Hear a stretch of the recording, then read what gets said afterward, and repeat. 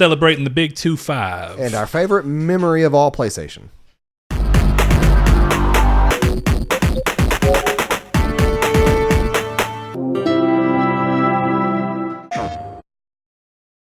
Hello, and welcome to the beginning of a Triangle Squared Christmas. I thought you were going to say that. I was going to say the end, but I didn't have time. The beginning of the end. No, this is not a fantastic Nine Inch Nails song and or God of War 3's back case line. If I remember right, God of War's tagline for God of War 3 was the beginning of the end. But that also might have been God of War 2. It was definitely a God of War game. I don't think it was God of War 4. No, it wasn't God of War 4. It was in the reason I think it was 3 is because it was toward the idea of, finishing off, like the beginning of it is, I don't know. The reason I think it might have been 2 is because technically in 2 at the end you are literally leading up. God of War 3 does one of those great things that very few games do, where 3 literally picks up at the exact end of 2. I like that in movies and games. Yeah, it's always interesting. It's a lot easier with games because the people don't age, or they don't have to. There's times where I'll be watching a show and I'll come to the standpoint of, oh, hey, this is clearly the same actor, but the show is trying to convince me that 3 months has passed, or even no time has passed, when clearly the body of that little kid who looked a lot younger last season or last movie looks a lot different. Anyway, we are Triangle Squared, a PlayStation podcast, though we do, as always, talk about the industry at large, the competition that we see for PlayStation on not only the manufacturing side, but of course also the software side, so the publisher side. We are available on video format every Monday over on YouTube, or you can listen to us on audio-only formats over on podcast services. If you want to keep up with us and be involved in the Community's Take section, which is coming up here shortly, where we take a question at the end of the episode, send it out to you guys, and then let you give us your feedback and kind of go over that and see if it makes us rethink our own stances on it or presents us with any new information that we think is interesting. And of course, it just gets us, it's good to be in the know with what the community feels like on any given subject. So we like that section a lot. But of course, you can find us over on Twitter at Triangle SQRD. We have a Facebook, which is Triangle Squared, a PlayStation podcast. It's a group that you can get into. Or you can find us over in our day-to-day lives on our Discord and be members of not only the podcast chat or the Community's Take section that we have, but also just a general chat and hang out with a bunch of cool people. But getting this show on the road, of course, today, the episode that this goes, the day this episode goes live, rather than today, as this is the first and probably one of the few times that we will have an episode releasing on a Tuesday, for reasons that weren't tech related, I should say, because I think we've had that problem happen once before. They were Wendy's related. Yeah. When this episode does go live on Tuesday, it will be the 25th birthday of PlayStation, or from the launch of the original PlayStation 1. So we're going to get into that a little bit, but of course, we got to start the show off the correct way, as we always do, and that comes with a final good big change up for Saul and a weird answer. But what you been playing, Saul? I have only been playing Death Stranding this week. The whole week, or starting Wednesday? Did you play Pokemon at all? No, I didn't play Pokemon at all. No, I decided to take a small break from Pokemon so that I could be fully focused for Death Stranding, and then hop right on into that on Wednesday whenever I got off work, and I played that all weekend long. I beat it on Saturday, and actually, I started Breath of the Wild again just for something to play as filler, but I don't really count that because I only played like an hour of it. But, wow, you didn't even get off the Great Plateau, did you? No, I did. That's where I stopped. Like barely off of it? Yeah, that's exactly where I stopped. But or whatever it's called. I don't even remember. It's been you're right there. A good long bit since I played it. Yeah, you're right. It is the Great Plateau, but yeah, I played through that for about an hour, but I kind of got bored with that. I did beat Death Stranding finally. I hopped on our Discord and talked for a little bit about that, and I loved it. But I do think that at some point we were going to do a review on that, not an impressions like our older style. It's going to be a review, and yeah, you guys can hear my full thoughts there. But I did really enjoy it. So. Well, your basic thing, because we haven't had much time to talk about it. On a real quick note, what's your favorite thing about it? We don't got to go into anything else. What was your favorite thing about it by the time you rolled credits? The story. Did it change from the beginning of the game to the end, or the story? And was that it the whole time? Yes. The story? The story is what really drove drove me into the game. Okay. All right. Well, we will definitely talk more about that when we get around to hopefully doing that review in the coming weeks. I would imagine.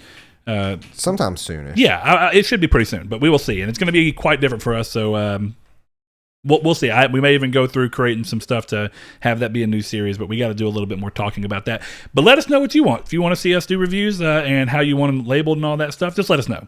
But I, on the other hand, will pick up a little bit of the Pokemon slack in saying that I was a little surprised that, and I'd heard a little bit of this, but I hadn't done it. I hadn't gotten there yet, but how the game handles the legendary this time around is interesting. Normally you run into and have a chance to encounter the legendary before the final gym, if I'm remembering correctly, or at least directly after, one of the two. And when you're doing that, in a normal game, it feels like it makes sense to what Pokemon's always been. What this game did is subverted that expectation by moving you through the 8 gyms just for you to get to the point where you go through and are in an entirely new section. And it's weird. I don't know how far you are in the game. I beat it all the way. So you're talking about the post game? Is that post game? That's what I'm trying to figure out, because I haven't even seen the legendaries at all. Post story. And is that where the legendary comes into play? Yes. Okay. Because I found that interesting. It wasn't. Are you sure? It wasn't much of a story if you're just counting the 8 gym badges. No, what I actually really liked about the game is that there was no true Pokemon story where we went off the walls with some kind of weird Pokemon war or anything like that. It was really you just going through your championships. I actually really liked that for a change. It didn't have me keep track of these kooky characters for any real reason other than like that's their mascot or that's the fans of this person here. Like it was cool that way. I didn't really have to get super involved and remember, like, why is this happening? Why is, like, Sun and Moon's story was really good, but I don't want that again. I really liked just being able to focus on. I didn't beat that one, so yeah, I'm not sure. But I guess I go back to, like, the idea of X and Y story, most recent one. Yeah. And I thought that handled it really well in time, and having a tie between something that was interesting and kept your attention, but not being so plot heavy that it does somehow detract from the rest of the experience. You know? Yeah, I mean, it never was distracting. Even Oros, which was just a remake of 3's already story. It was just a little bit more fleshed out. It was never really distracting, but it was just super cool to finally have, like, what has it been really since I guess technically Red and Blue, where the story was so minor that it was really more focused about you on your adventure, trying to get stuff done. That was what I really liked about it. I mean, I'd even say the same is somewhat true of Silver and Gold. But yeah, it started getting the idea of stuff that was a little bit more world changing, in my opinion, like potentially world changing when they got into Gen 3. So yeah, and that's when it started kind of coming off the walls. Like these are apocalypse style Pokemon, and what they do is what they do is kind of like super important. But you're some kind of 10-year-old kid trying to catch them. It's like it's cool. Especially when like you're younger, but as an adult, like this was a really cool change of pace, really more than anything. Okay. Well, yeah, I've been playing a little bit of that, but I really took a back seat to that early in the week when I picked up Star Wars Jedi and was able to roll through that and beat that. I don't understand why you're making this so hard on yourself. Listen, I'm just always experimenting things. Just for a little tidbit of information, whenever it's Saul's week to do the thumbnail instead of doing it after the show like anybody else would, I will forget. Saul does it during the show, and I get to watch him be very... I don't want to say incompetent. He's uninformed. It's not incompetent, but he's not very handy with the program. I am handy with it. I am just never mind. I'm uneducated, I should say. I am not a graphic designer. I was trying to do something cool with that, but I think you can tell what I was trying to do. I do. I can tell what you're going to do, and it would have been cool. But there's other ways to do that a lot easier, which we will discuss later. This is not a graphic design podcast. This is a gaming podcast. Anyway, I was playing Star Wars Jedi, and I was able to go through and actually beat it yesterday. Whenever we ended up delaying, I was like, well, you know what? I don't got to do news right now. I'm just going to play my games more. Good game. I really enjoyed it. The ending was really interesting, and unfortunately, there was a recent commercial that actually spoiled one of the coolest things about the ending. Yeah, really? Over the weekend there was an Xbox / Star Wars commercial. Leave it to Xbox. I don't know whose fault it was, but it was very interesting that they chose to reveal that. I don't know if it was to try and get more people to buy the game, but I think that it was a bad move and taking away one of the most genuinely surprising moments that they soon will not be able to do if they start overdoing it too much. But right now, it's still on the cool side. But I enjoyed the game a lot. We were talking about what the game looked like from the way that it was being shown, and I definitely think that holds up. I wish that your PlayStation still read discs so you could just borrow it and see what it was like, because I could still like do that thing where I tap on it and it works sometimes, but it's a hassle and you risk the disc never coming out.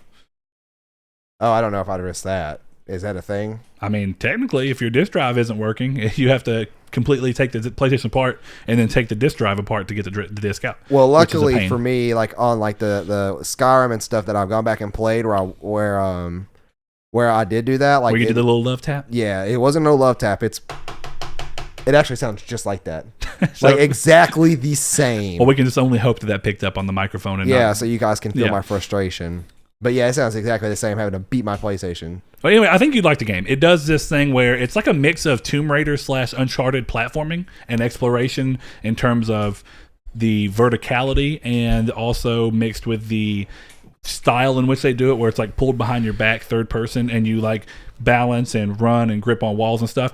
But then it's also tied in with like Dark Souls exploration, where going through the map, the map designs are all circular back into each other in different ways, so you can unlock shortcuts. That's cool. I like so you have that element. Of course, on the combat side, it shares some Dark Souls nature as well, with there being meditation spots, which take the place of the bonfire essentially in this setup.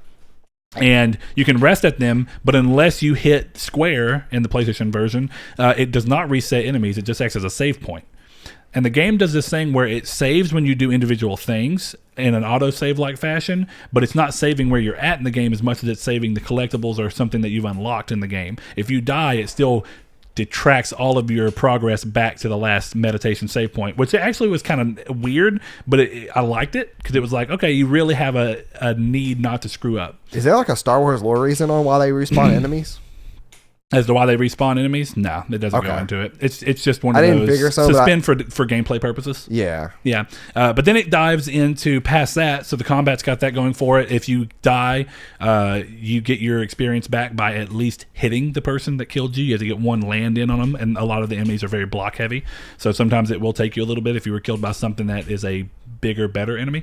And then it devolves into, I don't want to say devolves, it goes into some Metroidvania-like exploration where it's almost like a Mass Effect game where you get, once you're at the beginning, you slowly start to unlock more planets, and you can go to the planets at any given time, no matter what your goal is. Like if you have an objective, it'll be shown what planet has the main objective, but you can go to any planet you want. And you can explore as long as you have the abilities needed to explore. And as such, there's some cool stuff that you can get early game that if you don't go and do it early game, and this is actually thanks to Josh, he gave me the tip to go and explore outside of where I should be going, so I did. And there's a really cool upgrade that you normally get if you don't go there early, and probably like 3/4 into the game, that you can get right after the introduction. I love when games do that. Like Dark Souls, every Dark Souls does it. Like you can make a fast run through over-leveled territory to get something really cool that's OP early game. Yeah, and it was really interesting because this seems like a place that, in terms of early game, it's got a lot of design decisions that you're not completely familiar with yet, in terms of things that are shows like, oh, hey, this is what you're supposed to do here. And technically you can already do it, but you're just not used to seeing it quite yet. In terms of like the level design and the giveaways that they give you, like you know how in a lot of games they'll paint whatever you're supposed to climb on yellow somehow, or if it's like a rock ledge, they'll do like a whitewash and then leave the ones that you're not supposed to climb on a darker color. Yeah. So you kind of got to learn that stuff, and sometimes it's obvious and sometimes it's less obvious, and then sometimes it'll confuse you because you think you should be able to do it, and it turns out you can, but you have to get something else later in the game to do it. It's one of those really interesting experiences, though, where I really love that I could go and kind of do things on my own terms. If I wanted to go, which I did a couple times before beating the game, I went and 100% explored a planet. Got everything that there was because I just felt like doing it. And I was like, who knows? There might be something interesting here. Other than that, I really did love the game. I think it had a great story, good voice acting. I didn't have bugs personally with it, though I have seen some people say that there are bugs. Instead, what I did have, and Saul and me have already talked about this, but this is just kind of a warning for anybody who maybe has just gotten it or is planning to get it. If you have a PS4 Pro, when it runs in resolution mode, which puts it up into the checkerboarded 4K and 30 frames per second, there are occasional frame drops. They're not terrible, but they're there, and I think occasionally they're enough to where it's slightly annoying. Instead, if you don't mind taking a small hit to the looks of the game, which I don't think in general movement to movement, it has a huge effect, then you can go to performance mode, and it puts it at damn near locked 60 frames per second, which is fantastic. And it did not waver really. I mean, even if it dropped, I didn't notice it. And maybe it was like 1 or 2 frames, but 1 or 2 frames when you're at 60, going down to 58 doesn't feel weird. When you're at 30, going down to 28 and 25 feels weird because you're going under the threshold of what feels like it's possible in a natural standpoint. So anyway, I love the game. I think if you get a chance to check it out, you should. The last thing I'll say about the game is that it's a little... As much as I loved it, and I think it does a lot of great things, and it restores faith in what a Star Wars game can be in a good way, I don't think that it just necessarily innovates in any kind of ridiculous way, and because of that, you could technically say that the game plays it safe, but I want to give EA credit where credit is due, because looking at where EA is as a company and what they normally choose to do, doing a Star Wars single-player game with no multiplayer and no microtransactions from a studio that just put out Titanfall 2 as their last for sale game, not counting Apex. Apex is doing them well. This is a really big risk for EA in the way that they normally do stuff, and it looks like it's paying off. So while it's safe in some ways, it's very risky in others, and I think that it's a great game worth playing. So even if it's something you get a little bit later down the line when it's 20 or 40, I would definitely recommend it. Do you think we'll get a franchise out of it? I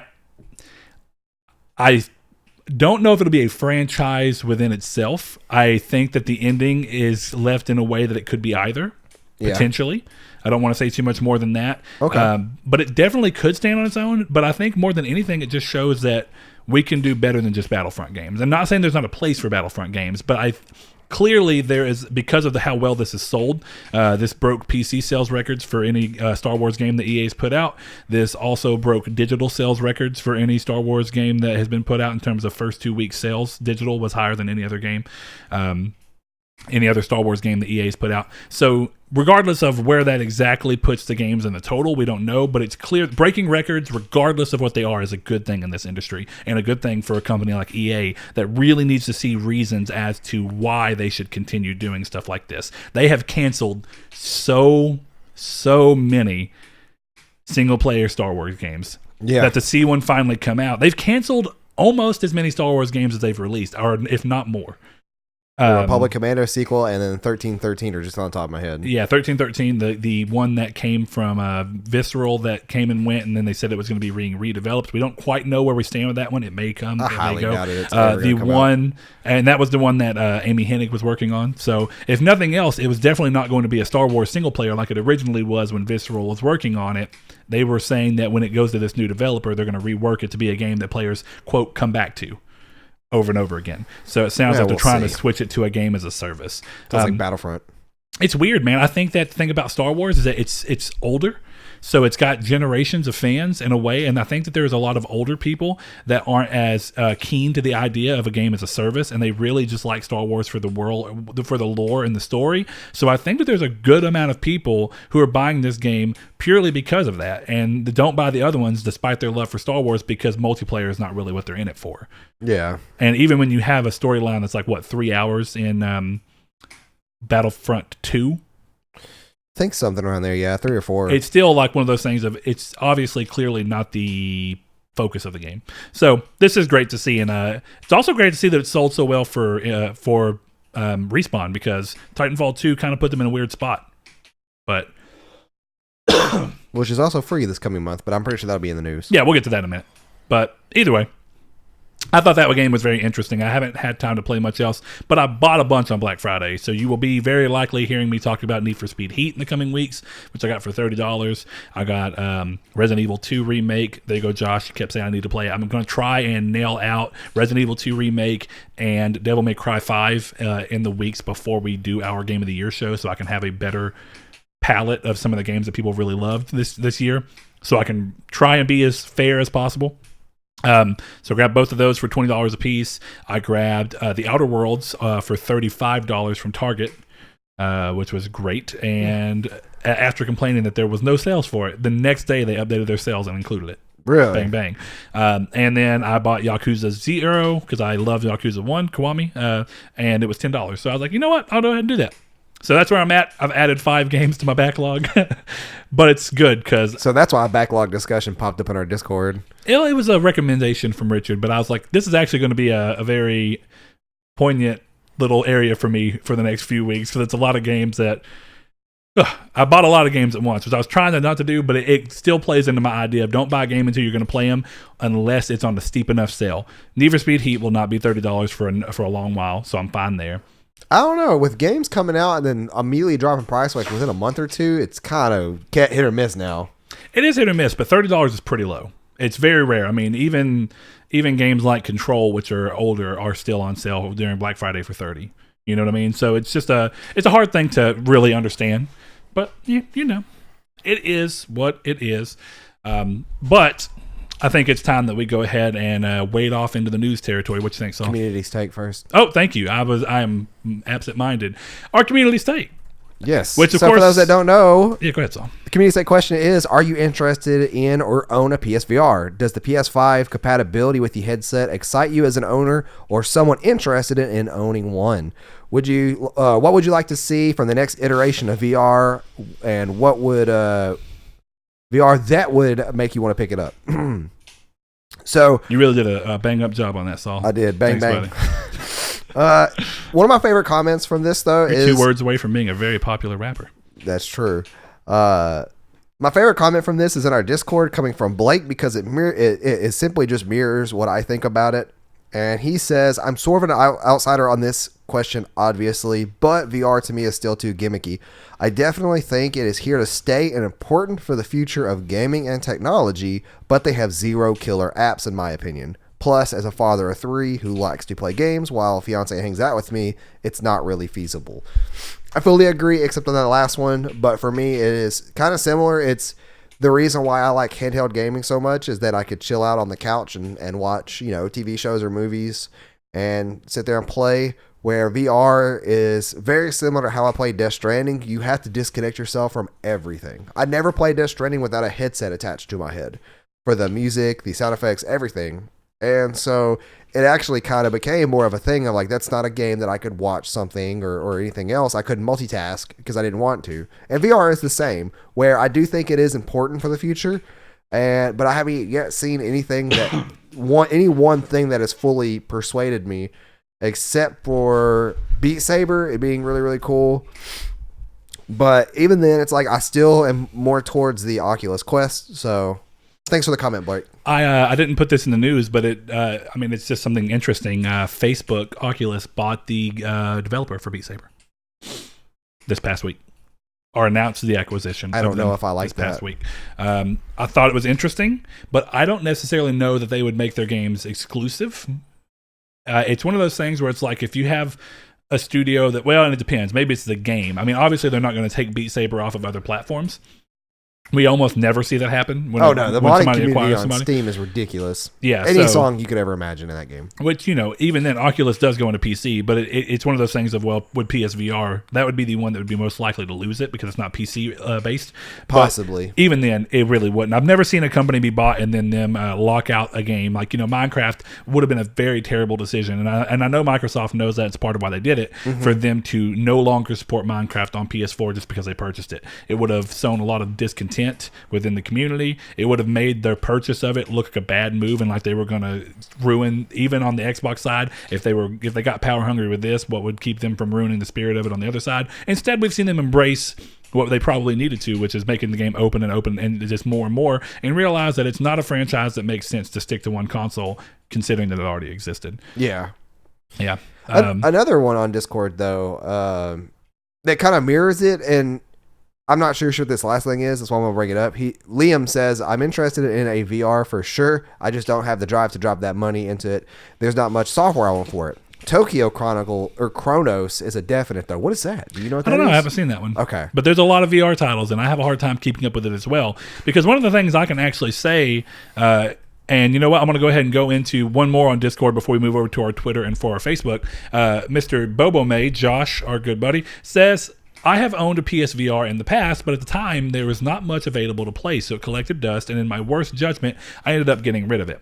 Best for now, a few years, and I have the Oculus Quest, and it is leaps and bounds a different experience than what I had just a few years prior, and enough to make me excited for the future of VR technology. That being said, there's no doubt that with the PlayStation VR, the next generation needs to have some major changes. I'm going to start with an OLED screen like the Oculus Quest has. Just so you know, Josh, the original PSVR does indeed have an OLED screen, 2 of them. Just in case you were unaware of that, there was a lot of things I was surprised that people that they did not know about the VR, and it goes to show that Sony is not doing enough to properly market some of these things. Yeah.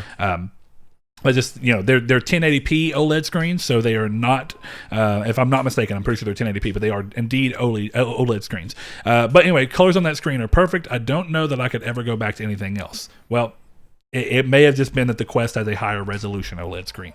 I can't tell you because I don't know as much about the Quest. Secondly, though, he says, I'm going to go with, I think that it needs to be as wireless outside of charging the headset, outside of I'm getting mixed up here. I'm going to go with that. I think it needs to be as wireless outside of charging the headset. So a wire only used when charging the headset. I would prefer a dock if they're going to go wireless. It does not need to be something that's hard to plug in. It needs to be something where I can take the headset off and set it down in a dock. That would be ideal. Not necessary, but I would love that if that's how they're going to do it. He says, finally, I'm going to say that the headset needs to have cameras on it so that we no longer need to use Move controllers for the games that need Move controllers. Games that require DualShock are fine, but when they re-release Skyrim on the PlayStation 5, I want to be able to play with no controllers needed. This is actually something I am in very stark opposition to in terms of across the board. I think that there are clearly games that work where you are using your hand in the game to do something, and being able to use your hand for it works. I think that there are clearly games that having something in your hand to mimic what you were using helps a lot. And what I mean by that is having some kind of a weight and some kind of a thing that you can feel that moves with a pivot is very important for things like a shooter game. The PSVR aim controller, which Solve, I'll let you use yet? I can't remember. No. Okay. One of the really important things about it that really helps with what's going on is that when you're playing a game where you have a gun in your hand and you're not using a controller, if that game did not support the aim and just supported only Move controllers, it would be a terrible experience to try and play because you don't move your hands in one thing because there's not a solid in between them. You don't feel like you're pulling a trigger because there's not actual triggers. You don't feel like there's a ton of things that come into that where it's almost necessary. And then a game like Skyrim, again, I've played with motion controllers and it's almost necessary. I would say that what comes down to is that the motion controllers need to have analog sticks put on them so that they can be used as more competent controllers while also filling in as something to represent what you're holding in the game. The thing about Skyrim is that while there is, of course, magic builds that would be really cool to let you play without having any kind of controller because you wouldn't need a controller, and if you wanted to add that functionality, that is fine. But on the sword and shield and bow and all those things, having something in your hand to physically represent is very important. And also the fact that those vibrate to sell the experience that much more. So when you hit something with a sword, you feel the feedback that you need. Make my hands hurt after a game of Skyrim. Exactly. You feel when somebody hits your shield, the and you reverberation. Pull it up, you feel that whenever you're pulling a bowstring. You feel a small, slow vibration that gives you a feeling that, okay, I am doing something, and this is the feedback, the force feedback that I need to give me an idea that I'm doing exactly what I'm trying to do, and it helps sell your mind on it a little bit better. Yeah. So also, I want to name a quick one off of our Twitter real quick, and it was Exploding Platypus, and his true honesty just killed me. He just says not interested at all. And that's fine. And the truth of it is that VR as a tech is clearly going to be that for a lot of people for a long time, and maybe even forever. The screen. I know. Hashtag Brittany's new laptop. Hashtag kids in my alley shooting squirrels on my property. Hashtag it's been a rough day. Been a rough day. Anyway, going back to Josh's, I do agree, and this is actually something that also ties in with one of our ones on Facebook that I'm going to go through. So it's Ken Nace. He says, I have one and like it, but I barely play it. In order for me to get one next gen, it needs to be wireless. And actually, I agree. I am someone who exists on that exact same thing. I love it. I actually think it's fantastic tech, and I've had a blast of a time with a number of games. But first of all, I have the launch unit, and the launch unit was not, for some reason, even though the PS4 Pro was coming 2 months later, they did not see the need or value in putting an HDR pass-through on the HDMI. So for me to get HDR functionality for my TV, since I have the Pro, I have to route around the breakout box, and that means when I want to play VR, I have to go through and switch a bunch of HDMIs around in order to get it to work. And that's a hassle. It's the first thing I don't really feel like dealing with. Then you have to get the cord out. You have to get it over. You have to put it on. You have to find a spot where it's not going to bother you and be in your way. You have to plug headphones into it. There's all sorts of stuff. Again, launch model. The second model comes with headphones built in, so it's at least one step removed. But it does come to a point where wireless is a clear, big way to get more people on board.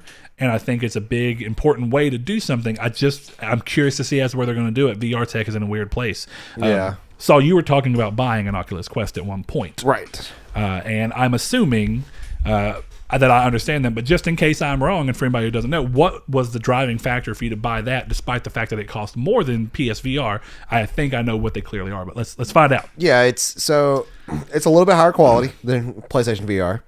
The games on it are more open, which meaning like I could do stuff like VR chat, which PSVR does not have. I could do stuff like Beat Saber custom songs, which PSVR does not have. Can you do those on the Quest natively? On the Quest natively? Yeah, because the reason I ask is that the Quest is a standalone wireless unit that you don't have to have plugged into anything. But I know that because of that, not every game is supported. I didn't think moddable games were supported just yet. I don't think it's moddable. I think it's just files, which I don't know about that, but I do think it's just files. It's not moddable. Now, something that comes into play anyway. Well, it's something you can actually do openly in the game. Yeah, and Jeff Roberts over here mentioned it as well. We were talking about the Quest because he has one, and he said it's far superior. Or maybe he didn't have one, but he's at least played one to get this feeling. But the controllers too, by the way. Oculus, yes, he mentioned the controllers are very very much improved. But the one thing that the Quest does have coming, and I wish it would have launched with it and it wasn't a separate peripheral that you had to pay money for, but it is called a link cable, something like that you can connect to it and then to a computer, and your computer recognizes it as an Oculus Rift. Yes. And that's something really dope too. But go ahead. I'm sorry. I didn't mean no, that's mainly it. It is higher quality. It's not to argue or anything, but it came out 3 years after the VR did. Yes. The controllers are superior to it. There's not much better controllers you can find than Oculus controllers for VR. The games are much more open, and you have much more variety that you can play without being limited to Sony saying what you can and can't play. Whereas in Steam, you could pretty much open it up, and there's so many Steam VR games, Subnautica being one that I don't think is out on PSVR yet. No, it's not. And one of the reasons being is the difference in how they choose to go about it. I think a lot of games have to rework their tracking technology to work with the Move light tracking instead of multi-camera tracking. Well, that's what I was going to say, too, is that software on this is much more native than it is compared to VR due to the fact that it's primarily made for computer. A lot of these games. Technically, I guess it's primarily made the Quest specifically launched as a standalone. You don't need anything. Yeah, so but it's just one of those things like where there's a little bit more freedom. Yeah, there's a higher price, but you get higher quality visuals. You get a high quality headset. You get a higher quality controller, I should say. Because I'm not going to say anything that is low quality on the PSVR. It's just outdated, and they haven't made any effort to show us that they're going to do anything new with it. And that's the big reason there is that I don't know what they're going to do with it. Why would I buy a Quest now and then VR comes out next May with something brand new? I'm not going to own 2 VR systems. It's pointless. And to sell a VR system is not worth the hassle. Yes, it is harder. Now, just to answer one of your questions, and I get that you're not as into it, so it's lesser for you to pay attention to it. No, but we talked about it on the show a little bit. Sony have tried to be somewhat clear with what their plans are, and I had to go through that and tell Derek Porter, one of our patrons, he said something that, again, surprised me. This is on the other side of Sony not doing a good job at marketing the feature set of this. Derek said, excuse me, I've always been interested, but the PS4 Pro requirement was what prevented me from picking one up. Seeing that the next generation is compatible with a premium upgrade is awesome. I may not pick one up immediately, but it is definitely on my wish list for next gen. And that was the first thing I cleared up, is PS4 Pro is not a requirement for it. Did it launch before the PS4 Pro? Yes, came out 2 months ahead of the or 2 weeks, sorry, I want to say, before the Pro. And the thing about it was... the PS4 Pro looks and plays a lot better because of the fact that it can push more resolution. And I doubt the glass door effect, the screen door effect, which is much more prominent on the PSVR than the Quest, which is another big reason there. Yeah, and it all comes down to resolution that it can push the games at. Yes. Now, there's a lot of things that play into that, and that goes back down into the conversation with the Quest. As much as I like a lot of what it's talking about, at launch, I didn't see it as much of a value as the PSVR for one simple reason, is that the PSVR running everything through a actual console, or in the case of like a normal Rift going through a computer, means that you have no size limits on the games you can play, so you can play larger scoped games as long as they're made for it than you can on the Quest, because you have memory limitations on the Quest. Yeah. Now, one of the things that is a benefit of being hooked into a console or PC is that if the game is 150 gigs, it doesn't matter, because you're not having to put that on a memory card that is inside, or a flash memory, whatever it is that's inside of the Quest. So if the Quest would have launched with the link cable ability, I think it would have been an undeniably better value, but now it's there. It sucks that you're probably going to have to pay some kind of $40 to $80 for this link cable. Oh, I was going to guess more than that, probably $99. Probably too, but if you're lucky, they'll go low with it, and it would be fantastic to see that. This is the first ever one kind of cable deal, right? I just not realized it turned an external peripheral that had nothing to do really with your PC into something that is directly involved with it. Yep, and that makes it a hybrid, which is really good. It's existing in the territory where Switch is. You can take it with you and play these smaller games with you, even in the hotel room if you have to go away and just wanted to. It's kind of iffy with that, because the setup is kind of weird. The setup for it is very similar to most VRs, where there has to be a camera or a sensor to scope the safe distance around you. Well, the Quest, if I'm not mistaken, has cameras on it. It does. In the front, saying, so it uses its own cameras. So I was just saying as a general thing. But yeah, it has to say that a safe. And I think it was like 8 foot by 4 foot or something. Of where they prefer you to be in a safe area. Space, yeah. Yeah, sure. Well, if you're in a big enough hotel room, if you're a baller, shot caller, 20-inch rims, 20-inch blades actually, but It's like, what? Blades is just another word for rims. I've never heard somebody call rims blades. That's in that song. 20-inch blades on it in poly. He's talking about the rims. You gotta have more culture. 4,000 square feet. How are you friends with someone with a podcast called People of Culture and you got none? Listen. Anyway, did you want to say something? I didn't want to block you out if you were. It doesn't tell me. It just says 4,000 square feet, but that's compared to the size of your house, because you definitely don't need. That's like 4,000 square feet. That's double this house. Yeah, and this is a big house. It's saying like if your house is 4,000 square feet.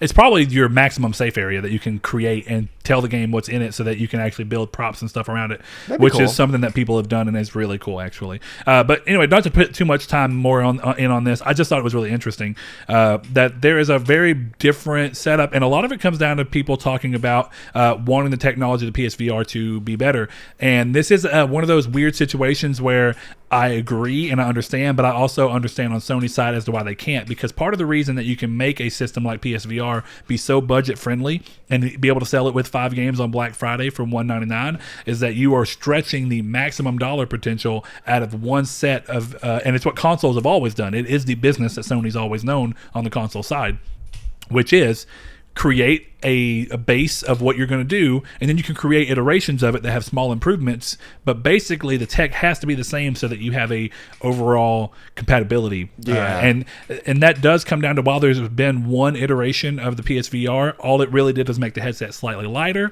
and added headphones onto the unit itself that you could just flap down in your ears, which is great. And you can still not use those if you choose to use a better headset. It's up to you. And then it adds the HDR pass through into the breakout box. But that's not enough for me to want to sell the one I have just to get a new one. Yeah.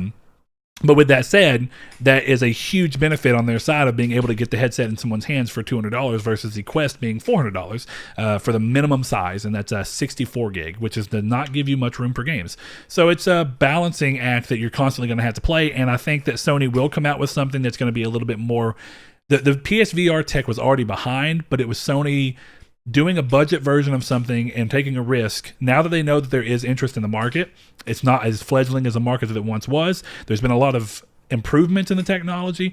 I have a feeling that we're going to see them take a lot of these things and make a headset that is more ahead of the curve this time around than what the PSVR was at the time. But even then, the PSVR is a good headset for what it costs. And it's interesting because of that. And also what I was telling Saul is Sony has made it clear that they do not intend to release any more VR stuff outside of maybe a small iteration. There's no plans for a next gen VR until at least a couple of years into the PS5. And I think that they're following. It's smart. Why dilute the waters of the PS5 with something else to steal the thunder? And one more thing that people feel like they might have to buy. You can separate them, have more marketing power, and also have more time for more tech to come and become more affordable so that you have a better headset. Yeah. You know. I'm also going to put this out there for cancel culture's sake. Jeff Keighley, I'm going to cancel your fucking... Ooh. This is children friendly. said I'm going to cancel your Fulkin Your Game Fulkin? Awards. Yeah. If you keep putting this show on a Thursday night. That makes me so mad. I was like, we can stream it. No, we can't, because it's like, what, 3.5 hours long? It's very late here. Yeah, I mean, we can. It's just going to be... I will not do that the day before Friday. I don't blame you. But anyway, thank you all for your opinions on the community stake. I was actually a little surprised at how much... For VR is obviously a very small market, but I was really surprised at the amount of responses we had and how varied they were. And it goes to show a lot that VR clearly has people who are interested in it. But there are, for everybody, there's different things that are going to keep them from wanting to come into the fold with it. So, as is weekly tradition, Saul gets up and leaves the podcast. I said don't say anything. What? Okay. I rushed over here to get my hotly poop. All the YouTube people who are just watching don't see you get up and leave. Okay, Saul, you're crop dusting. Please leave. There we go. Moving on into the news without Saul, we'll go into the first thing. And the first thing that we're going to talk about is Codemasters continues to snag up studios that are tied into racing games, which has undoubtedly become their niche this gen. I don't even think I've seen a Codemasters game that was not a racing game, besides maybe their Overlord top-down Diablo-style like game that they did. Maybe not Diablo-style, but still similar to that camera angle. So yeah, they've really found their niche with that. They've had a couple of failures with things like them buying out the old studio that did Evolution Studios from Sony that did Drive Club and, of course, MotorStorm. And having them do Onrush. Onrush was not what they were hoping for. It's unfortunate. But what they've done now is they have purchased the Project Cars developer Slightly Mad Studios. So interesting to see. Hopefully that gives a little bit more money and ability for Slightly Mad Studios to do more with the Project Cars series. It's had some issues of people saying that it just doesn't run as well as it should while having a lot of great ideas. So we may get a great competitor in the car racing game area, or an even better competitor, I should say, with the purchase of this. If you thought No Man's Sky Beyond was the last we'd see of No Man's Sky for a little while, they are already back with the game, with where the game will be heading next, with a reveal of Synthesis, the next update for the long-running game. This update aims to add some new features into the game, but mainly to make refinements to the game that we already have. So PSVR players, which is of course something recent that Beyond added, will get the ability to take VR photo mode pictures and the ability to ride atop of alien wildlife, which are both things that were already available in the game, but they were not compatible or whatever, didn't support VR yet. Now we see that. Other quality of life additions that are more the bulk of this update are things like the ability for you to refine materials wherever you are, as opposed to having to use a machine to do so that you had to sit down and put stuff into. The ability to carry more than one multi-tool so that you can have multi-tools that are better for different things and just flip between them. You can now trade your ships in for either materials or to upgrade them, and plenty of other things. The update is available now, so if you're taking a break from the game, might be a good time to jump back in. Go check it out. I don't know if I'll have time to with me trying to finish up some of these other games, but I do intend to go back to it. Beyond was quite the update, and I enjoyed it a lot. So we'll see what happens there. The game that stormed the internet, Untitled Goose Game, might be headed to PS4 sooner than expected, as the trophy list has leaked online. This could be hinting toward a Game Award reveal later this month. They have already said that they were going to bring it over to PlayStation 4, the developers did, before they moved on to their next project, which this game has done very well for them. but it made it seem like it was going to be probably early 2020.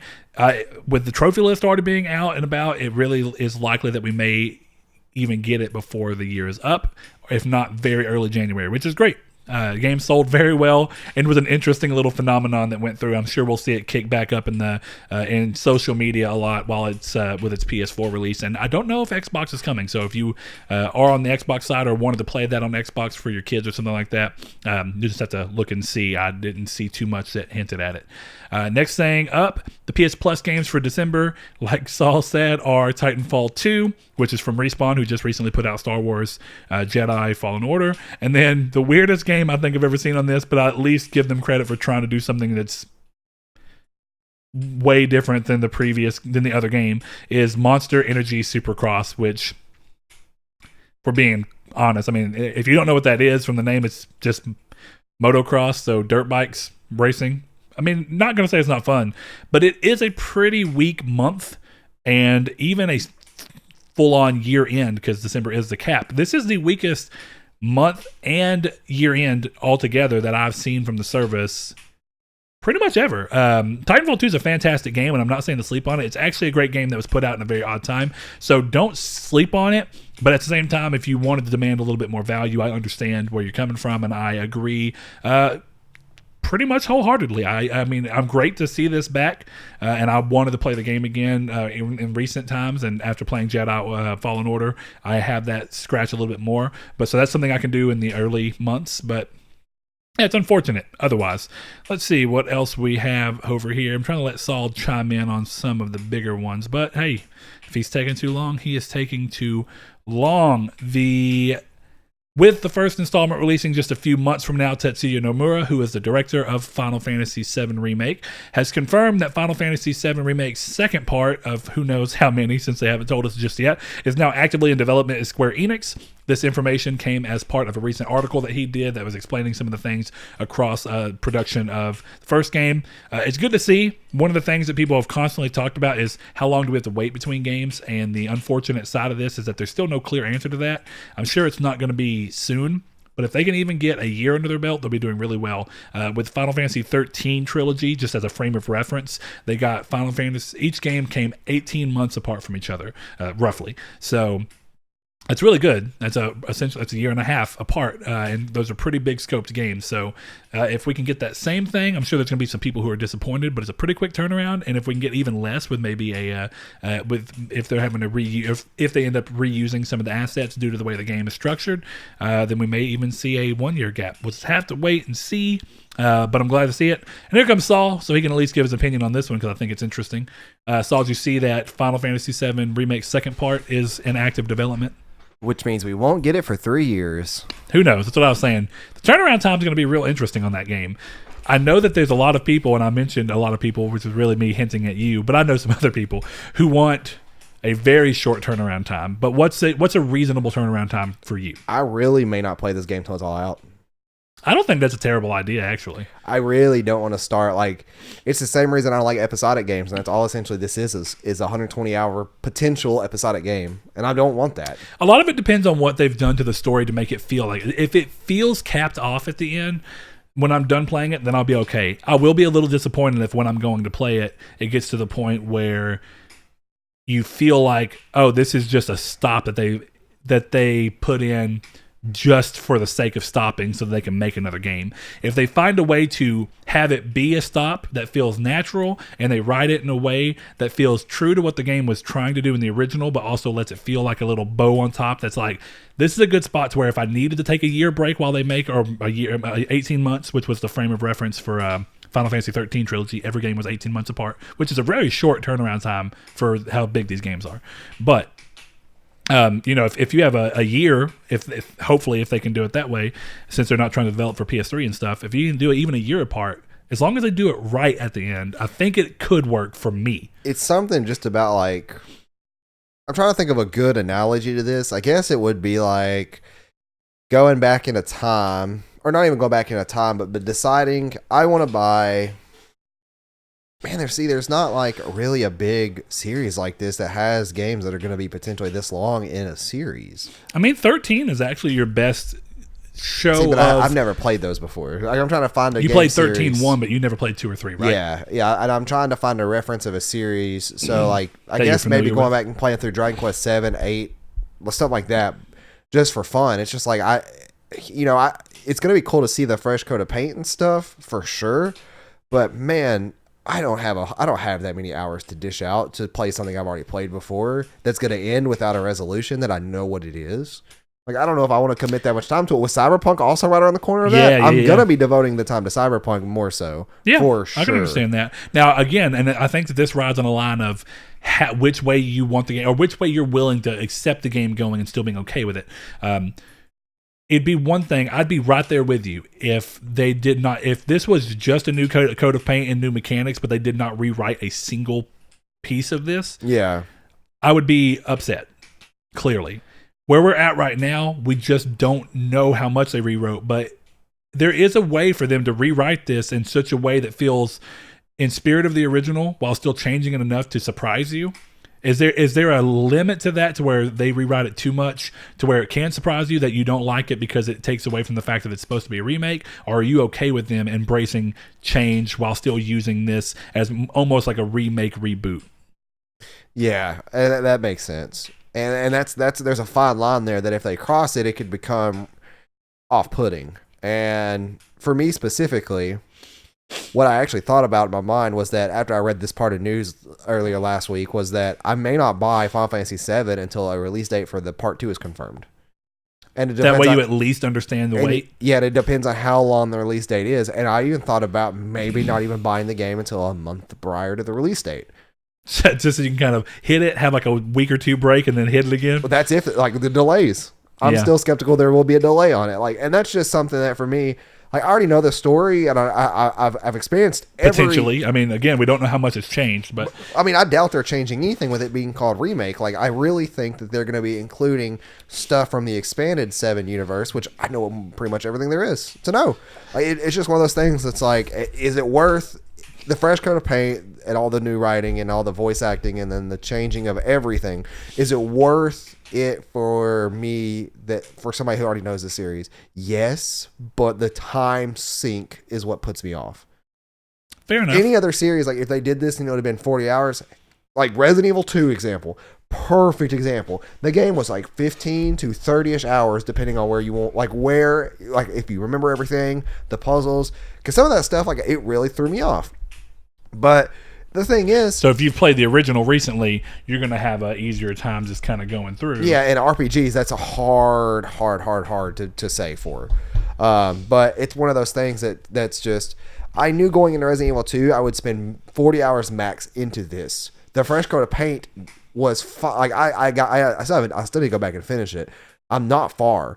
But the thing is that it wasn't even the time sink that put me off. It was everything popping out at the same time around it. Devil May Cry 5 being the big thing. And a new game and not experiencing what experience you played before. Yeah, wanting to see what they did with that game. And see, that's just the thing, is that the fresh coat of paint, is that going to wear off? Is that feeling going to wear off by the time the credits roll? And is it enough to sink me in to care enough to try the second game out? This is a potential $240 investment that I'm going to be making. Is it worth putting in $60 to see if I'm going to make the rest? $240. You think this is going to be a 4-game deal?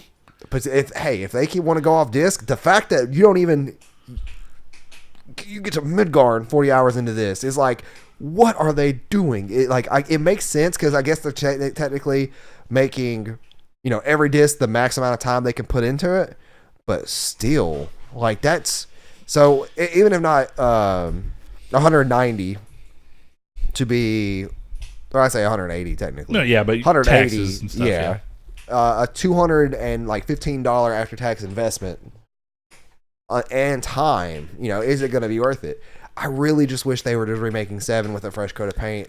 that didn't include what all they're trying to include in it. And it would have been the way to go. As someone who is not as rose-tinted glasses as everyone else is around Final Fantasy VII, I actually really enjoy that they're doing this because I think 7's kind of bare bones in a lot of ways. It's not really... It's an interesting game. It's a timepiece. I think the game makes a lot of sense to why people loved it a lot when it came out, but I think doing a clear remake of it and charging that much for a game that you can still play without a fresh coat of paint for essentially $12 on any given day, it's hard to swallow for a lot of people. So doing not only a fresh coat of paint by a long way, but also a mechanics change by very heavy with at least a way to play it that's similar to the original. So it's a smart move on their part, I think.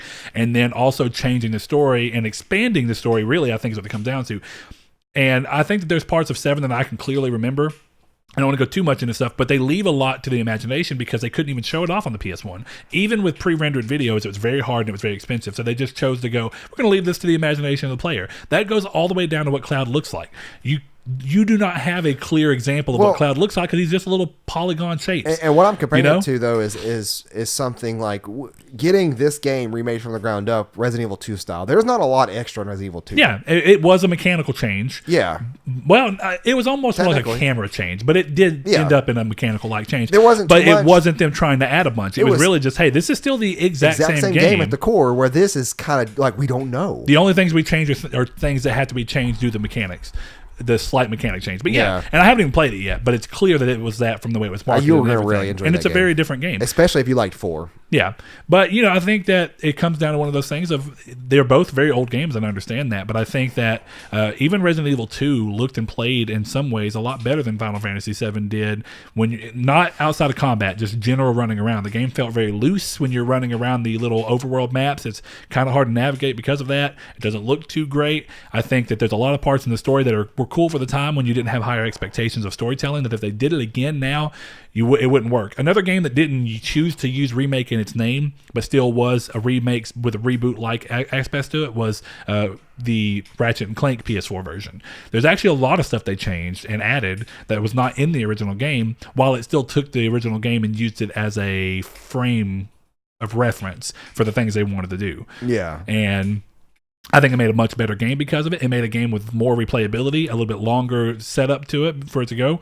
And I thought that was a smart idea because honestly, as much as I like the original, I don't know that I'd really want to just play the original again. Having the slight changes was kind of cool. It was like, okay, I see what you're trying to do. You're also bringing it to people who have never played it, so why not change it? It is, but the time why difference. change it when there's so many people who are going to play this? And this is specifically in regards to Ratchet & Clank, but also it does pertain to Final Fantasy VII. Why not change things when you have a lot of people who have never played the original, so do not have these expectations and ties into what the original was to exact? I think that you can meet in the middle, change things for new people where it's not going to matter for them anyway, and you just give them a better experience they've never experienced anyway. And then for other people who've played it in the past, you use the original as a framework and a guideline to make it just similar enough to where if you can strike the balance, you're giving them new information while also giving them a sense of nostalgia on top of giving the new players who have never played it an experience that probably lets them play the game and experience it in a way that feels like at this particular moment the way that people probably felt when they originally played 7 back in 97. Well, my thing is too is that like Ratchet and Clank, both the original and then the remake, maintained a similar time frame to beat, where this is completely astronomically different in two opposite directions. No, yeah, that is a very good point. So it's just that's it right there. That's the main reason, is the time sync. Okay. Well, we spent a lot of time on that, but it was an interesting conversation nonetheless. That's a game that I constantly don't know. I don't know what to say about it or do about it because it's just, I'm in that area where I'm trying to play it. I'm trying not to discredit it when I have no reason to discredit it yet. Yeah. So, and in terms of concretely, there's things that we see and hear and that we are trying to surmise based off of small information, but it's just really hard. I won't know how to clearly talk about this game until I'm at least halfway through it. Yeah. And then I'll kind of understand this is what they chose to stretch out that maybe didn't need to be. Maybe this is what they chose to stretch out that really needed to be. Or even if it didn't, it's better, all the better for it. You know what I mean? And it's so hard to say. I mean, I'm really hoping that my tone in this game doesn't just shift to being disappointed in it. I really hope that that's not the case, but it could be. You know what I mean? Games have been changing my opinion by playing them a lot. I was kind of down on Death Stranding just for it to completely change my opinion by the time I got to the end of it. You know what I mean? So it's weird. A couple more news things that we're going to go through here real quick is after the success of the first game, everyone expects a sequel to Insomniac Spider-Man, of course. And according to Imran Khan, which is somebody who's over at Kinda Funny, it will be coming, quote, sooner than we think, with mentions of a Christmas 2021 release window. This is off the heels of Sony purchasing Insomniac and adding them into the Worldwide Studios fold. Insomniac do have multiple studios internally, so they could be working on even more. They could have already been working on Spider-Man 2 before Spider-Man 1 wrapped production. These are all things that we do not know. They could be working on another Ratchet and Clank that could be for PS4 or for a launch title for PS5. All things we don't know. But I guess Christmas 2021 is not sooner than I would have thought. When you have a game that's that successful, you want to try and turn it around as quickly as possible. Now, clearly, you're not going to put that game back on PS4 only, so you want to have it time for them to make a workable, great game that utilizes PS5. But I don't expect it to be long. If PS5 comes out in Christmas of 2020, having Spider-Man ready sometime in 2021, regardless of when it is not mind-blowing to me. That's a 2 to 3 year turnaround. That's not uncommon. Infamous 1 took a long time to make. Once it was made, Infamous 2 iterated on that game in a ton of huge ways and made a much better game in 2 years. Mm-hmm. I agree. So we need those time frames back. Yeah, I'm not surprised by this at all. But we'll see. Either way, I wouldn't even be. I wouldn't be surprised if it's considered, if it does the same thing that Infamous Second Son did, where it's a few months out. Infamous Second Son released in like March or April after the PlayStation came out, so like 3, 4, 5 months somewhere around there. I wouldn't be surprised if we see the same thing for Spider-Man. Yeah. But they may wait a little bit longer just to get more consoles in hands because the game will sell incredibly well if you do. So that one's one of those interesting setups. The last thing I think we have to talk about are two quick things. Bluepoint Games have taken to Twitter yet again to tease their projects. With a simple tweet reading, "To classics we play, our blood, sweat, tears give thanks. To family and friends, eager you stay. Cheers rekindle flames. Thanks. Today feast, tomorrow rest. Soon the beast freed from jest. Temptation we shun, then on to the next. We reset to further adorn the Genesis, an era reborn." End quote. This was posted alongside a gif of a dog that is under a glass table, and they're throwing food on top of the glass table, and he thinks it's going through. So obviously they're being cheeky about the fact that they're throwing out these little leaks or little tidbits of information and teases and not getting anywhere with it. But one line that stands out to me that I think means that we're going to be getting to see this game really soon, maybe even at the Game Awards, is "Soon the beast freed from jest." Yeah. Everything that they've done about teasing their games has been jest. So if you're going to soon free that beast, Also, I don't recognize anything else from that except another Dark Souls reference, which could be Demon Souls. Yeah, the rekindled, flames rekindled. And beasts. I mean, you can generally use beasts for the Souls series. That would be Bloodborne, which could be Bloodborne 2, but that's not something they would be nowhere near. Yeah, I really doubt it. You know what's great about them is that they really could be doing, they could even be doing two games at once. They could stand by doing a game like, there's things where they were mentioning and people were saying it'd be great to see them do a Legend of Dragoon reboot. The thing about it is a lot of people go, there's no telling of how well that game would do. Bluepoint Games is in Texas. Texas has a very competitive economy. It's very cheap to live here. It's very cheap to make games here because of that. That's a very broad statement. It's still, in comparison to a lot of places, you'd be surprised. People come from California in droves because it's very easy to live here. That is true. On a 32nd of what you'd spend living in California. That's one of the reasons Austin is where Bluepoint Games is, if I'm not mistaken. And Austin is the same city that the developer Gunfire Games, who did Darksiders 3, are. And where Rooster Teeth resides. Exactly. So even then, comparatively to a lot of places in the city or in the country, you can actually take more risk on a game there. Shadow of the Colossus didn't just sell, the remake that they did not just sell ridiculous number. It sold multiple millions, but it's one of those things where if they can even really get 1 million copies of The Legend of Dragoon sold as a remake, they can really justify doing it just for fan points. They can at least break even, if not make a little bit more than that, and get fan points. And there's some value to doing that. Yeah. So, interesting to see. Last thing in the news here, though, a tweet posted this week showed 2 PS5 dev kits out in the wild, which, of course, sprang the question of why haven't we seen anything on the Xbox dev kits for the Xbox Scarlet. Tom Warren, who is a senior editor at The Verge, says it's mostly due to, quote, "hardly anyone has them," end quote, while also mentioning that they are nowhere near final. He goes on to say that while rumors of PS5 being That's why rumors of PS5 being more powerful have floated around, as Microsoft are keeping their cards close to their chest in an attempt to surprise Sony this time. I find this whole statement interesting for a number of reasons. Dev kits often change. They get sent out so that people have something to work with before the system comes out so they can do this. And a good example of how they change being that the PS4 originally had 4 gigs of RAM before devs who were working on it said that they really would like to see 8 gigs of RAM. So the final release of the system did indeed have 8 gigs of RAM, but a lot of the games were being made for it, like Knack and a bunch of the ports of the older PlayStation 3 games that were coming over, as well as things like Killzone Shadowfall, were being made with a 4 gigabyte RAM usage. Yeah. You know what I mean? And 4 being the max, so really the games weren't even using that much. So this is something we see change, and they were always using GDR5 RAM, so going to more was a costly decision, but one that made sense for them and worked out in the long run, definitely considering that the original Xbox launched with 8 gigs as well, but of cheaper and less efficient memory, GDR3. So this is one of those weird things where I don't completely, I think I agree with it to some extent. I think that Microsoft have been trying to keep their hands close to their chest.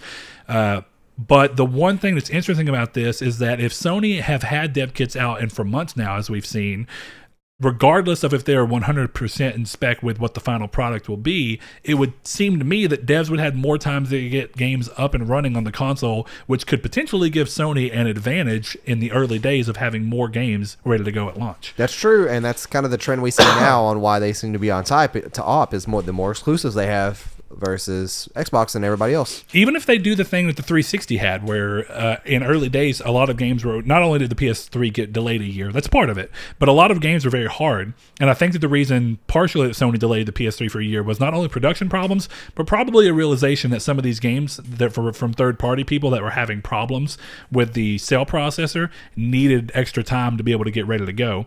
And because of that, we saw games like Mass Effect end up as an exclusive for a long time before finally coming out to PS3 after 3 had come out, if I'm not mistaken.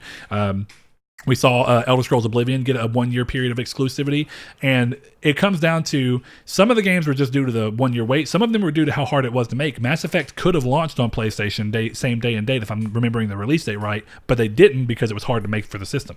Yeah. So you go between a little bit of a thing here and there. It's an interesting move. I do think it's smart of Xbox to try and play it safe, but there is some advantage to getting your kits out to as many people as possible. But of course, it does invite leaks of information.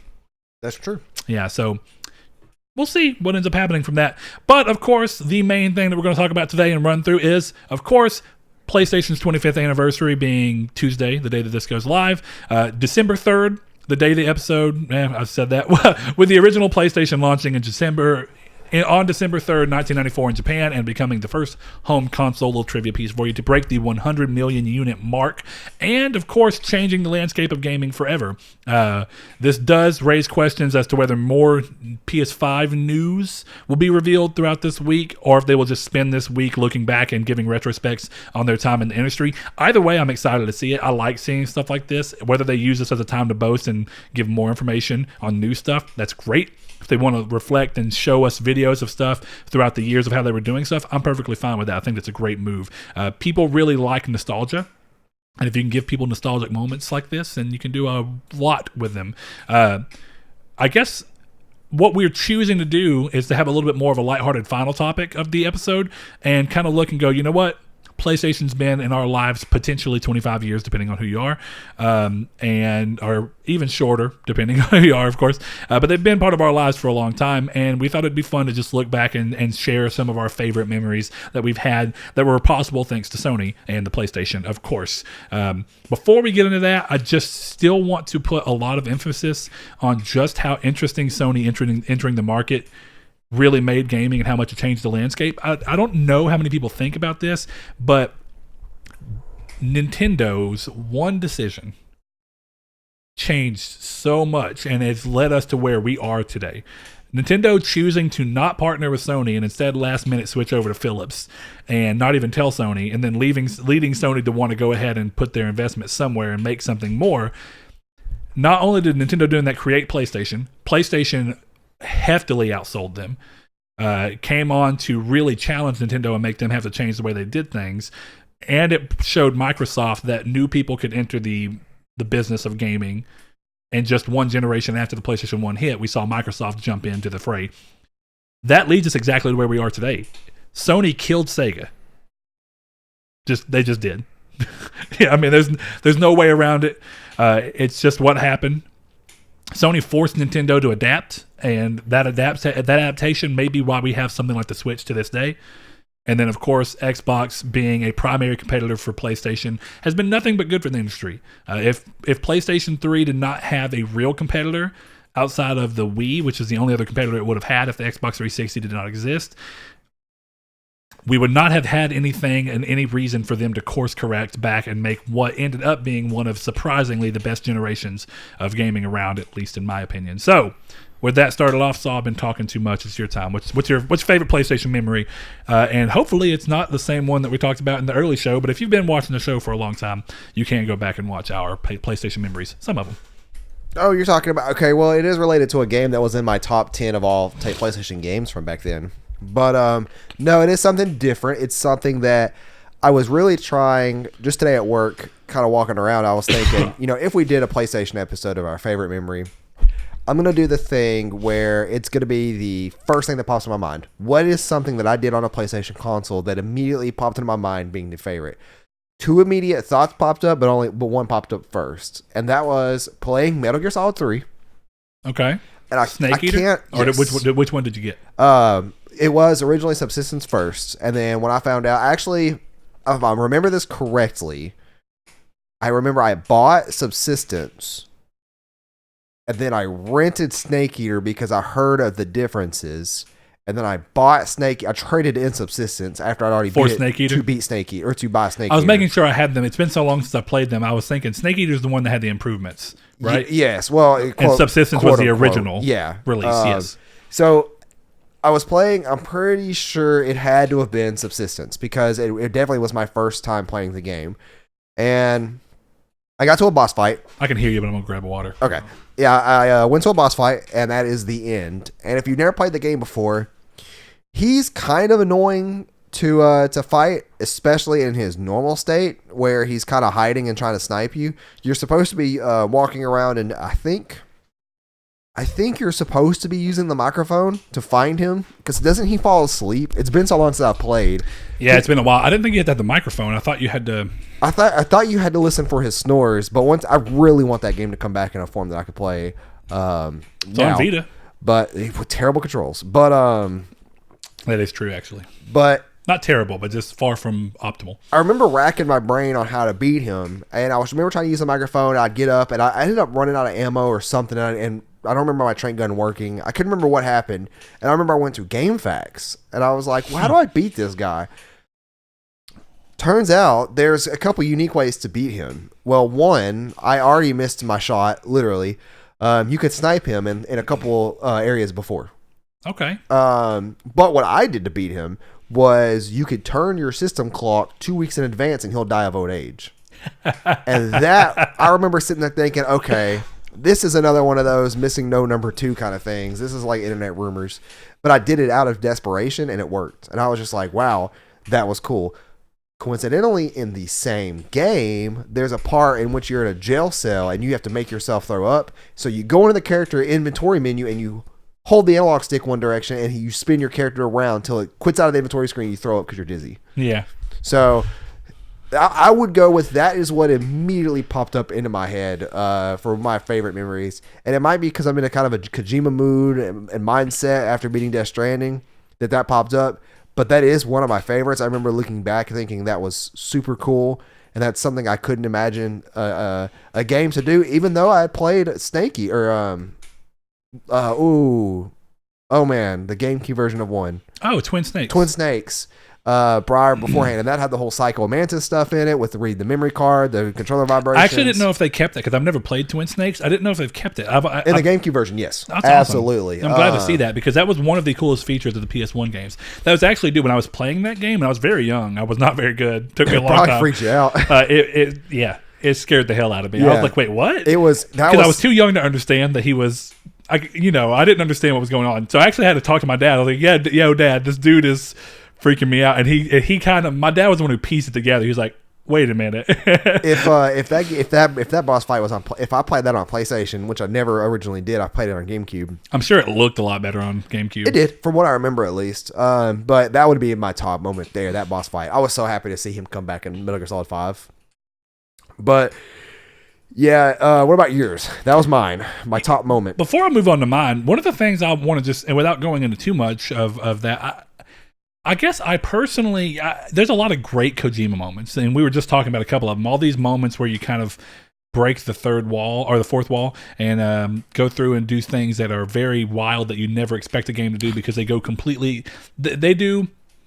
It's the opposite of what I say. Destiny as a game, their goal should be to keep you on the game at all times instead of taking you away from it.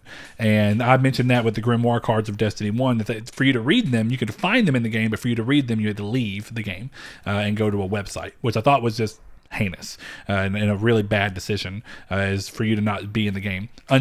Whereas the flip side of that is when you're doing it in the name of trying to do something that's interesting, well, that game looked a lot better. Yeah, I'll say it looks a lot better than I remember it looking. And it had free control camera? No.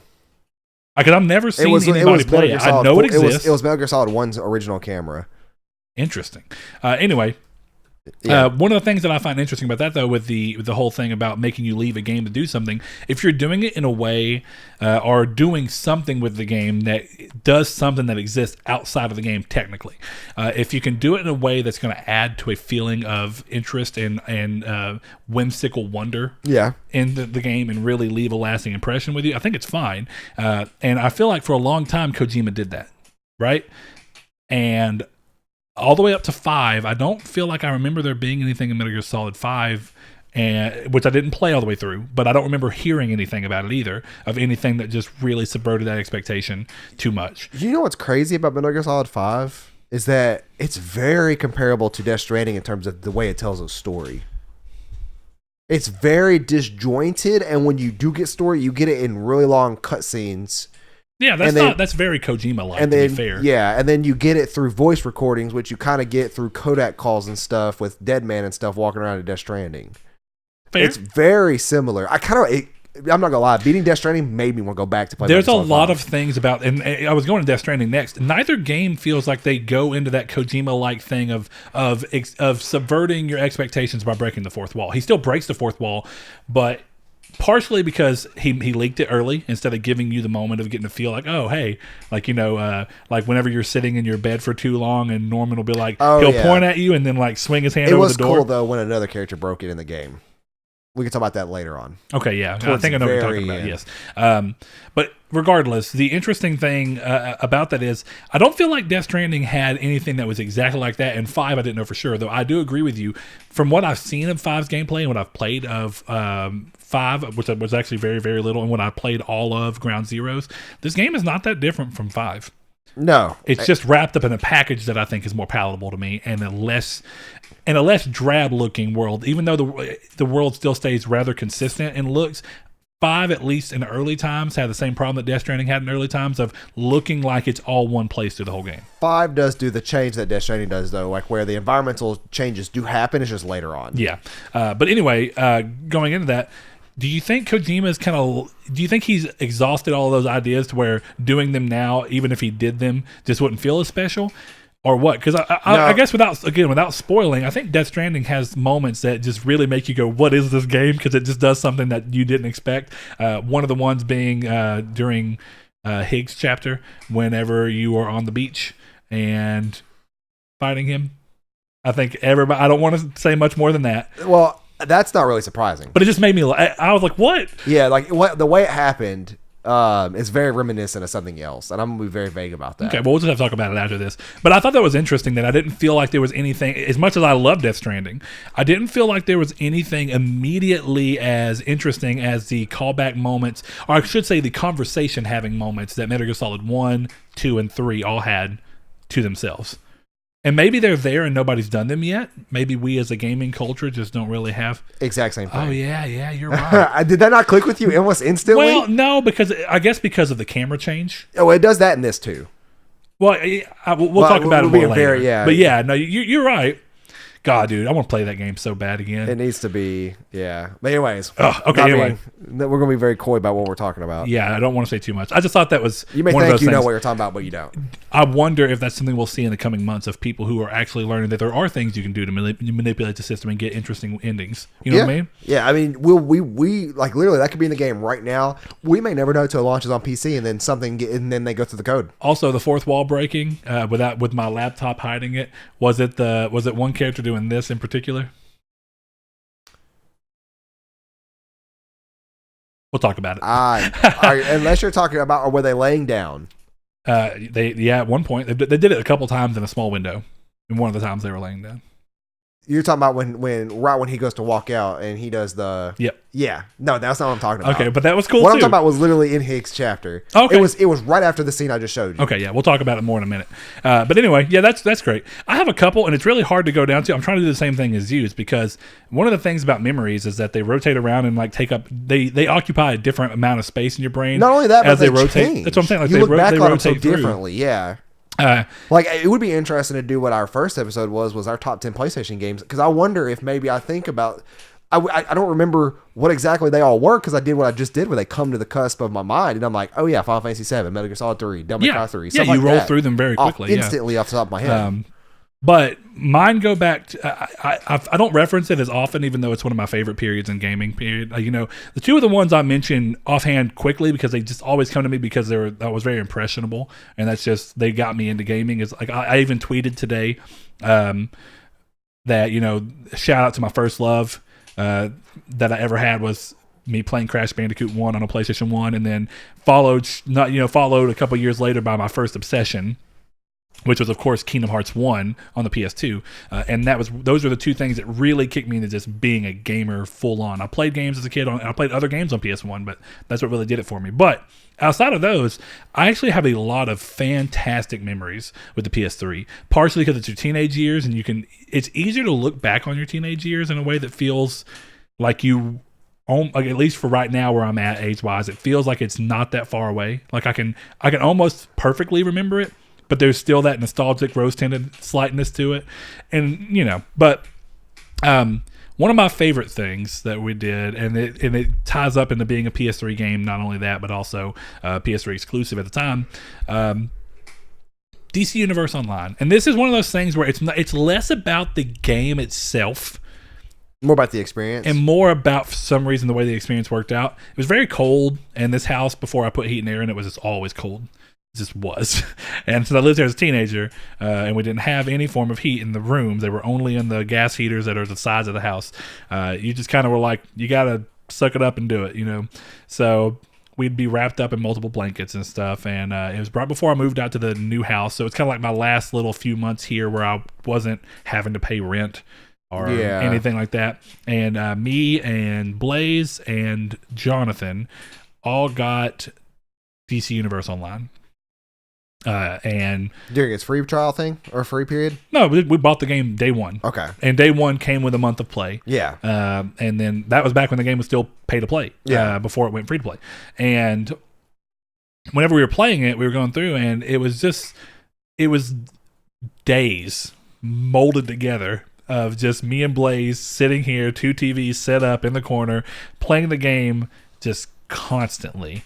And it's tied into a bunch of other memories, and that's one of those things that I love about it so much, is because it kind of branches through it was so cold here that it's why I can remember it so vividly. Yeah, is like it was actually really cold here, which is rare. It was one of the last times that it snowed a lot. I still had the old black truck, and the snow was built up on my truck alone that much. So 7 inches just for being at work. That is so rare. If you live anywhere in this area, that's a very rare thing. That's very rare. It does not. If it even snows, it's normally like this little slightly steroided out sleet. Is kind of what our snow pretty is. much. Yeah. This was a real powder that you could pick up, and we were just being ridiculous. We went into the AutoZone parking lot over here in my truck, and it was empty, and we pulled in because we saw Blaze's dad, who was doing drifting around in the parking lot because no one else was there, and I was like, you know what, screw it, I'm gonna do it too. So we were doing that.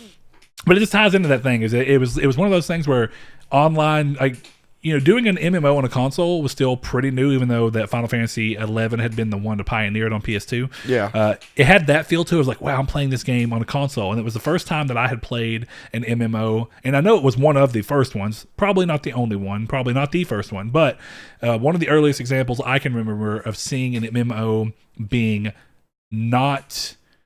I'm trying to even think of the word to say this, but... auto attack. You don't click and then it continues to attack for you. Yeah. Instead, it's real-time combat that you do, and that's perfect. I really don't like the idea of playing a superhero game where I'm not the one doing every move. It makes no sense. That's what I liked about Final Fantasy 14 is that technically there is an auto attack in the game if you just sit there and click X on them and just let your character attack, but then you are constantly hitting buttons. Yeah, to combos. now, but that's still going through the thing of what you're doing is rolling through a skill set. I guess so, yeah. Now, for me, I like the idea of even the most basic attack. They don't happen unless I do them. Yeah. And I love that. I like and then the combos that come from that. And the combos give you a little bit of a in-between where you don't have to use your skills just yet. So I love that structural setup, and that exists in the same way on Black Desert Online, and I really like that.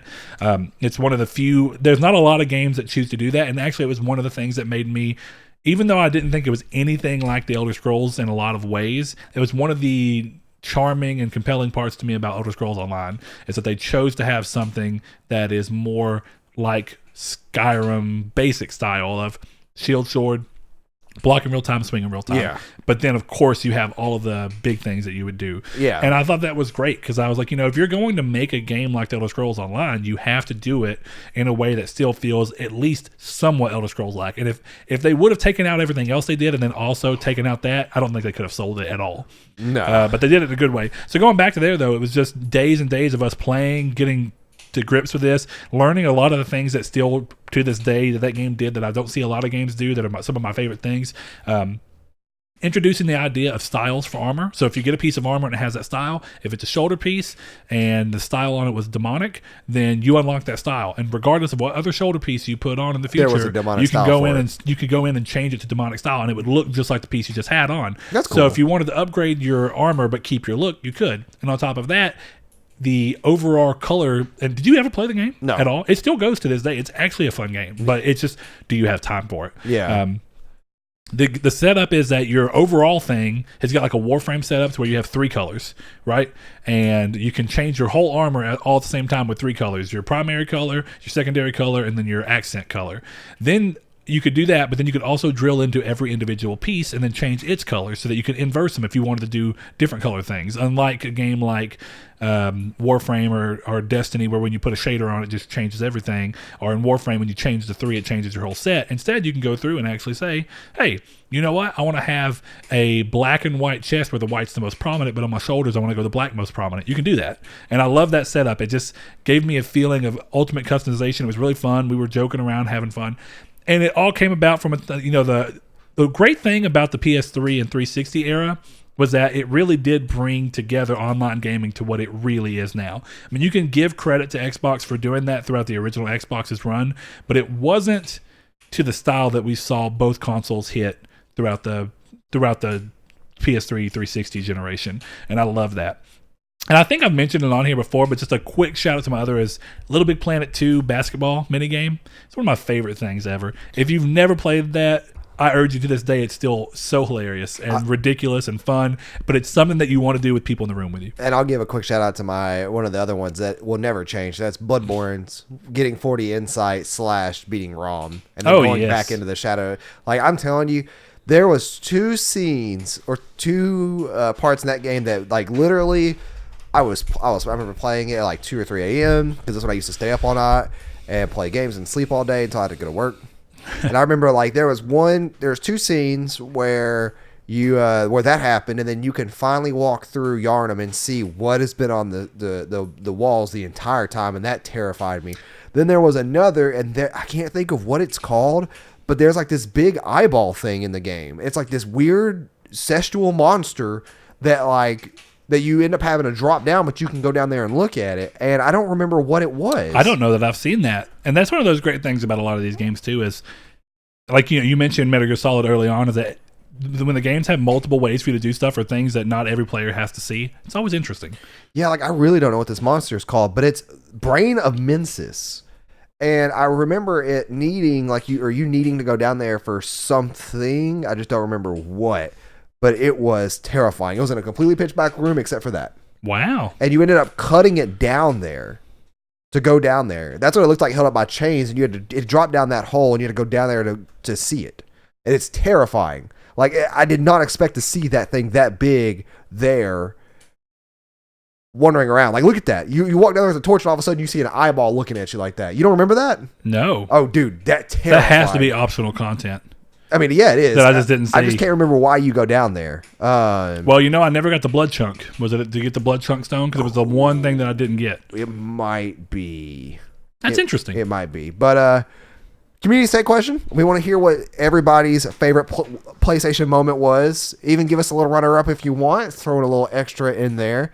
And, of course, if you liked the video, like the video. If you disliked it, dislike it. Be honest with us. Tell us what we can do to improve. Yeah. And don't forget, if you really, really want to support us, head over to our Patreon. The link is always in the description. And I will let Brett end us off with thanking those people who, of course, are our patrons. But of course on YouTube, subscribe if you like what we're doing. Comment down below if you like what we're talking about and have anything you want to add on to it. Of course, you can do that on social media or on YouTube. And if you are listening on podcast services and you like the episode and feel compelled to, we'd love to see you give us a review. It lets people know that the show is worth their time. And actually this morning on Twitter, we got a shout out where someone suggested us to someone looking for a PlayStation-centric podcast. Yeah, so thank you to you. Spreading the word. But anyway, yeah, we're going to cut this thing off and head on. But we hope you guys have a good week. Thanks. Thank you all. Thanks to our patrons, Dan Barber, Josh Jarrell, Matthew Green, the two I still haven't added. Sadly, and I apologize for that being, I think he's probably want to go by Solitary Red. That's what I'm going to use for now. And, of course, our boy Chad Sandcoffin. Anyway, keep going. Josh Jarrell, Matthew Green, my name is Dan, Douglas Below, Sean Santarude, Eric McAllister, Matt Sycamore, Funk Turkey, Shadowist, Steven Salazar, The Stonard, Travis Below, Eduardo Palomino, Stefan Swanlin, Coy Live, Philip Laguerre, Corey Hickerson, Brian, Donovan Williams, William Digital Spooker, Derek Porter, Josh Ayers, Brandon Edwards, Sean One Neo, Tyler Powers, and last but certainly not least, Mr. Dylan Kirby. Thank you so much.